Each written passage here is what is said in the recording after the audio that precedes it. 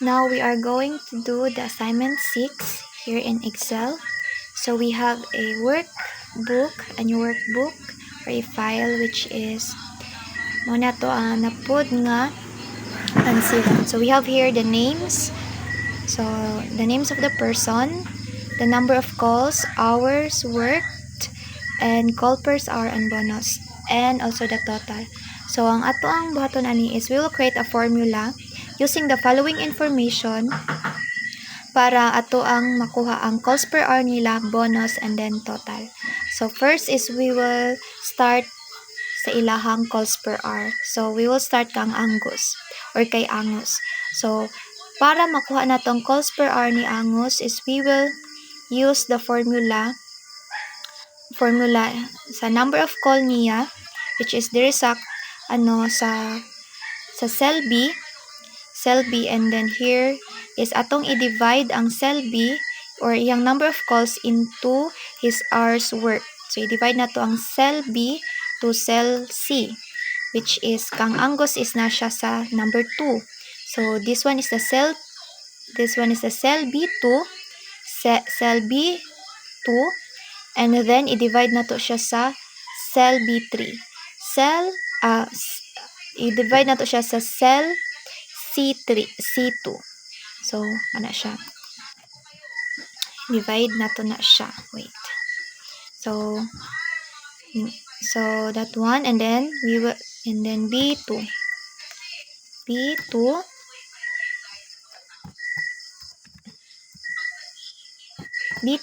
Divide ang number of call, i-divide na to sa iyang hours work sa C2. So, muna siya ang iyang calls per hour. So, 8.4. Next is, the same lang gihapon kang Penelope, kay Jetro, Mirabel, Ophelia, Horatio. So, the same formula lang gihapon ang ato ang gamiton. So, ato lang gihapon i-divide ang ilang number of calls into their hours work.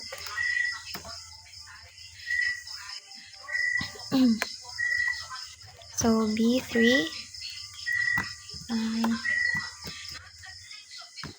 divide cell C3. So, 1.5, and then kang Jetro, the same lang gihapon, P4 divide C4. And then kang Marabel, B5, and then C5. And then kang Ophelia, we have the B6 divide to C6. And then kang Horatio, kay Horatio is we have the equals B7 divide na to siya sa C7. So, mo ni ilahang result sa ilang calls per hour sa dihang atong gi-divide ang ilahang number of call into their number of hours work. Now, so we will proceed to the cell E. So this one is the cell E. So ato ang kuhaon ng ilahang bonus. So in order para makuha na to ang ilang bonus is kaning ilang resulta silang calls per hour is ato siyang i-times into 1.75. So again, para makuha na to or may bala na to ang ilang bonus is ang ilang calls per hour is i-multiply na to. Ang ato ang formula gamiton is multiplication. So i-multiply na to ang ilahang calls per hour into 1.75. So niyan siya may tapo. So we have ang atong button is kini. Ang calls per hour is i-multiply. So again, this one is the cell D. So calls per hour ni Angus, i-multiply na to sa 1.75. So D2, it's because diri siya naka-assign sa D, and then yung number is nasa number 2. So D2 Okay. D2 times 1.75. So, mo ni siya ang ihang bonus, 14.7. The same lang gyapon nga atong gamiton kang sa following nga mga persons. The same lang gyapon nga formula atong gamiton sa ilaha. So, again, so D3, which is na siya sa cell D and then sa 3. So, cell D3, si Kang Penelope,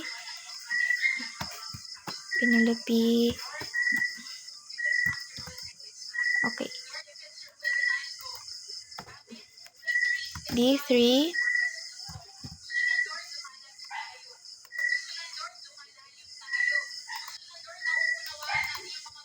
okay, D3,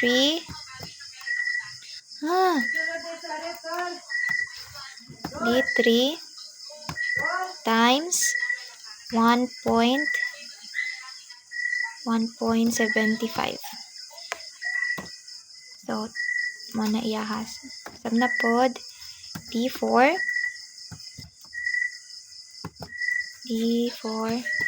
anong gahi kay ka?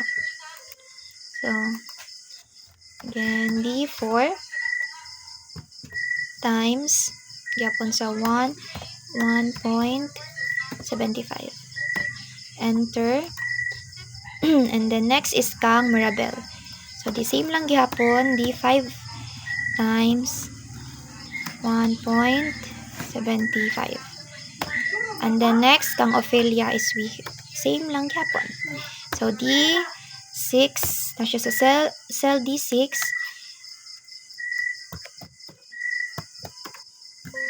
times 1.75. And then lastly is kay Horatio. So, kay Horatio is we have D7. So, D7 and then times sa 1.75. So, money ang ilahang result sa ilahang bonus. And now we are going to add together all the numbers of calls. So, we will create a formula that will add together all the numbers of call. So, there is a cell B. So, kaya ato man silang i-add. So, gamito na to nga formula or kuan is syempre addition. So, para mo gawas ni or ma-add ni sila tanan, no, ang atong gamiton is equal sign and then sum, open parenthesis, then we will start here sa pinakauna, which is si Angus, B2, and then plus, so mo ni siya ang sign sa addition, plus pinaka-last is si Horatio, which is na siya sa cell B7. So, cell B7.